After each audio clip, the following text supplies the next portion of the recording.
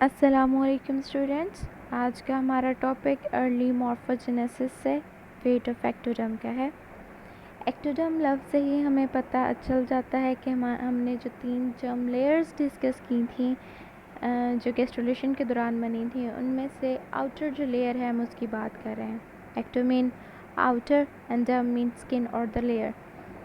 Fate से मुराद नसीब होता है, ये मुकद्दर होता है। तो हम इस टॉपिक में फेट ऑफ एक्टोडर्म को डिस्कस कर रहे हैं, यानी कि हम एक्टोडर्म का नसीब या मुकद्दर डिस्कस कर रहे हैं कि एक्टोडर्म से हमारे पास क्या बनना है, क्योंकि एक्टोडर्म एक जर्म लेयर है। जर्म लेयर ऐसी लेयर जिससे मज़ीद चीज़ों ने बनना है।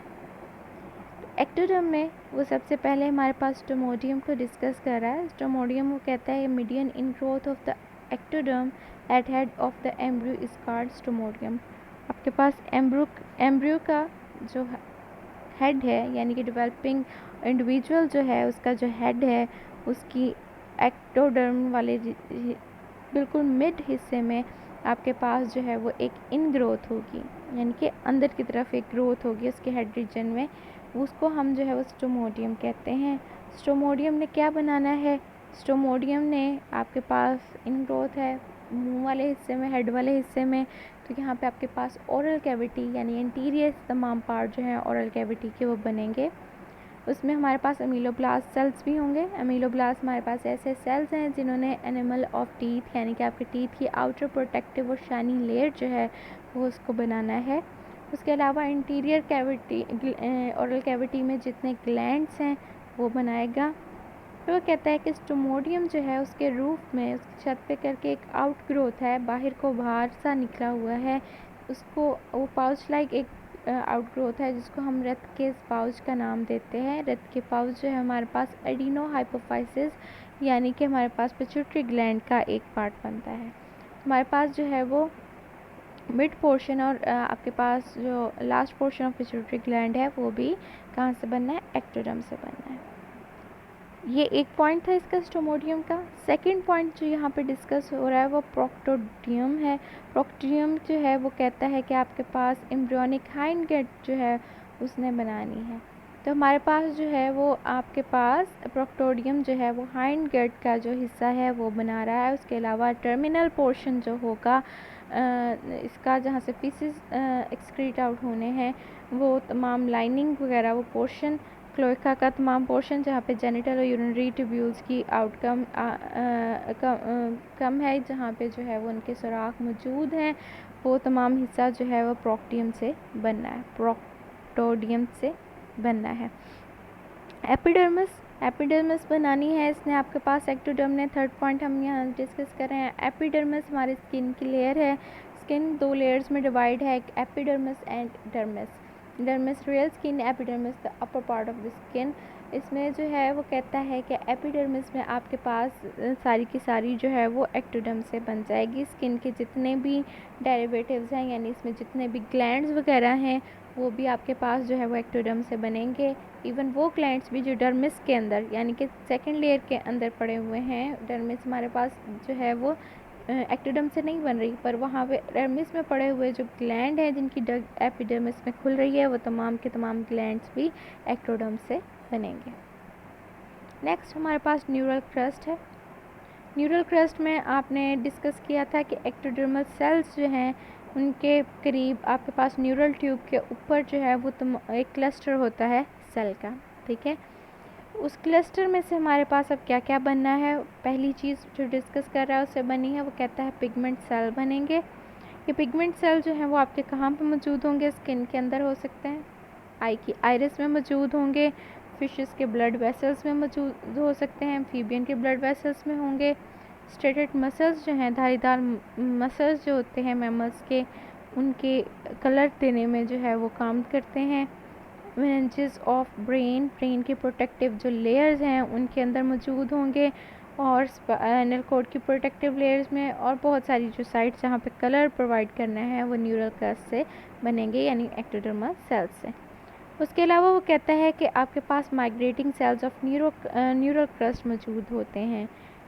आपके पास ऐसे सेल भी मौजूद होते हैं न्यूरल क्रस्ट के जो माइग्रेट कर सकते हैं, एक जगह से दूसरी जगह जा सकते हैं, उन्होंने क्या बनाना है, उन्होंने क्रोमाफिन टिश्यू बनाना है। ये क्रोमाफिन टिश्यू जो है वो क्या है, वो कहता है कि न्यूरल सेल्स हैं म्यूटिफाइड, जो कि आपके पास सिक्रीट करते हैं अमाइंस को, जैसे कि एपिनेफ्रिन, कैल्सिटोनिन, ये आपके पास पॉलीपेप्टाइड हार्मोन है। थायराइड पैराथायराइड के हिस्सा जो है वो आपके पास न्यूरल क्रेस्ट से बनना है।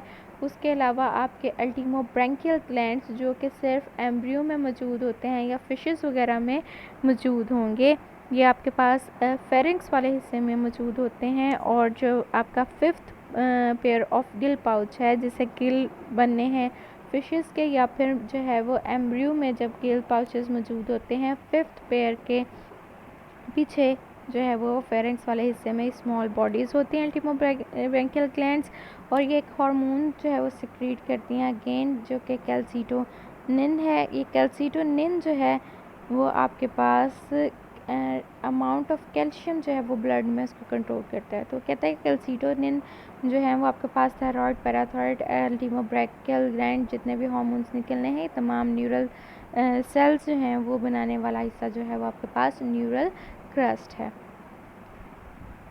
जी।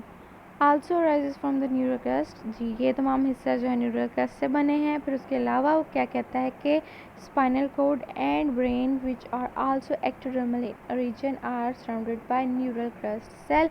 आपके पास ब्रेन और स्पाइनल कोड जो कि एक्टोडर्म से ही बने हैं, उनकी जो तमाम सराउंडिंग है प्रोटेक्टिव जो लेयर्स हैं वो तमाम के तमाम न्यूरल क्रस्ट सेल से बनी है। न्यूरल क्रस्ट सेल जो है प्रोटेक्शन के तौर पर उनके अराउंड मौजूद होते हैं, ठीक है। फिर वो कहता है कि गैंग्लिया आपके पास जो है, गैंग्लिया आपको पता है मैस ऑफ न्यूरल बॉडीज़ जो हैं उनको हम गैंग्लिया कहते हैं। ऑटोनॉमिक और पैरासिम्पैथेटिक नर्वस सिस्टम की जो गैंग्लियाज हैं वो न्यूरल क्रस्ट सेल से बनी हैं। ऑटोनॉमिक में आपके पास नर्वस सिस्टम में ऐसा तमाम नर्वस सिस्टम आ जाता है जो आपके अनविलिंगली जो है मूवमेंट हो रही होती है बॉडी में उसको कंट्रोल करता है। जितनी भी आपके इंटरनल ऑर्गन्स की मूवमेंट है उसको कंट्रोल करने के लिए ऑटोनॉमिक नर्वस सिस्टम काम करता है। इवन आपका हार्ट है, लंग है, जितने भी आपके पास जो हैं वो आपके इंटेस्टाइन की मूवमेंट, वो तमाम मूवमेंट जो है ऑटोनॉमिक नर्वस सिस्टम कंट्रोल करता है। और उसमें पैरासिम्पैथेटिक नर्वस सिस्टम आपके पास ऑटोनॉमिक नर्वस सिस्टम का ऐसा हिस्सा है जिसने रेस्ट की स्टेट में आपके एक्शन को कंट्रोल करना है, यानी कि हार्ट बीट जो है वो आपकी स्लो होनी है, डाइजेशन जो है वो आपकी फास्ट होनी है। ये तमाम जो आपके पास इसके गैंग्लिया हैं वो तमाम के तमाम न्यूरल क्रस्ट से बने हुए हैं। इसके अलावा हमारे पास जो है वो कहता है कि एक्टोडर्म से ब्लास्टीमा बनना है। ये क्या है, हेड रीजन में न्यूरल क्रस्ट जो है वो ब्लास्टीमा वो कहता है बनाते हैं। ये अनडिफ्रेंशिएटेड सेल हैं। आपके पास ब्लास्टीमा जो है वो टोटीपोटेंट सेल है, ऐसा सेल जो कुछ भी बनाने की सलाहियत रखता है। तो वो कहता है कि आपके ब्लास्टीमा जो है ये फ्रेंजियल स्केलेटन यानी फेरिंक्स के हिस्से में मौजूद आपके पास जो भी स्केलेटन होगा वो उसको बनाएंगे। उसके अलावा ब्रैंकियल आर्चेस, गिल्स में आपके पास जो ब्रैंकियल आर्चेस मौजूद होती हैं फिशेस के गिल में, वो जो हैं उसके मसल्स जो हैं वो बनाएंगे। उसके अलावा न्यूरोक्रेनियम यानी कि आपके पास स्कल की प्रोटेक्टिव बोन जो है वो भी न्यूरल क्रस्ट सेल से बनेगी। न्यूरल क्रस्ट सेल जो है वो आपके पास तमाम सेंसरी न्यूरॉन्स बनाएंगे। गैंग्लिया ऑफ आपके पास थायराइड के गैंग्लियाज, क्रेनियल नर्व्स वगैरह, और न्यूरोलीमा आपके पास ऐसी प्रोटेक्टिव लेयर जो नर्व फाइबर को जो है वो प्रोटेक्ट कर रही है, वो भी आपकी न्यूरल क्रस्ट से बनी है। Dermis of the head arise from the neural crust, सिर्फ हेड रीजन का जो डर्मिस स्किन लेयर है वो भी न्यूरल क्रस्ट से बनेगी। एक्टोडर्मल प्लेकोड्स, एक्टोडर्मल प्लेकोड्स आपके पास जो हैं प्लेकोड्स उभार होते हैं। मैस होता है आपके पास सेल्स का क्लस्टर होता है। प्लेकोड थिकनिंग है, ये आपके पास जो है वो क्या है, ये थिकनिंग से आपके वो कहता है कि कुछ रीजन्स बनेंगे सेंस ऑर्गन्स, जैसे कि वो कहता है कि पहली चीज़ neuron in the sensory ganglion of cranial nerve. आपके पास क्रेनियल नर्व्स जो हैं इसमें मेंशन की हैं, जैसे 7, 8, 9 और 10 जो हैं इसमें जो न्यूरॉन्स वगैरह हैं वो बने हैं आपके पास इन एक्टोडर्मल प्लेकोड से।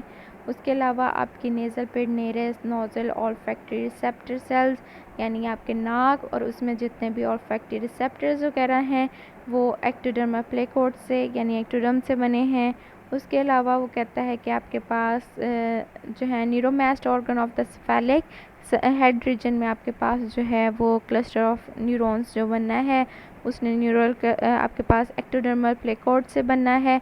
उसके अलावा लेटरल लाइन कैनाल्स आपके पास जो है न्यूरोमास्ट जो है वो सेंस ऑर्गन है फिशेस के अंदर न्यूरोमास्ट, और वो कहता है कि ये सेल आपके पास मौजूद होते हैं लेटरल लाइन में, और लेटरल लाइन आपके पास जो है वो पूरी लाइन है फिशेस में लेटरल साइड पे जो कि सेंसरी है। तो ये तमाम एक्टोडर्मल प्लेकोड से बनना है। उसके अलावा मेम्ब्रेनस लेब्रेंथ आपके पास इंटरनल एयर का जो पोर्शन है वो एक्टोडर्म से बनना है। लेंस ऑफ आई, और आपकी आई जो है वो उसके लेंस वगैरह जो हैं वो भी एक्टोडर्म से यानी एक्टोडर्मल, और यहाँ पे ख़ास तौर पे एक्टोडर्मल प्लेकोड से बन रहा है।